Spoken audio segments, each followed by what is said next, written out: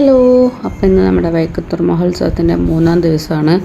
ഒരുപാട് പരിപാടികളുണ്ടായിരുന്നു കേട്ടോ. ഇന്ന് കലാപരിപാടികൾ, ഡാൻസും പാട്ടും, അങ്ങനെ ഒരുപാട്. സദ്യയും നല്ല സൂപ്പർ സദ്യയായിരുന്നു കേട്ടോ. അത് കഴിഞ്ഞിട്ട് കുട്ടികളുടെ പരിപാടി കുറച്ച് നമുക്ക് കാണാം.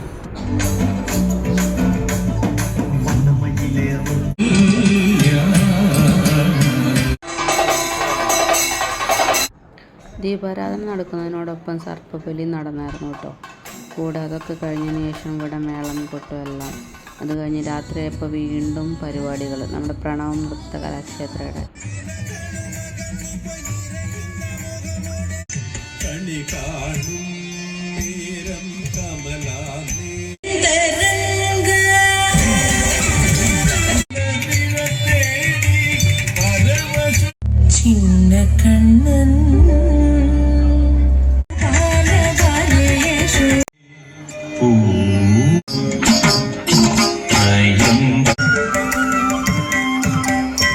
അത് കഴിഞ്ഞ് ചെറിയൊരു ഭക്തിഗാനമേള ഉണ്ടായി.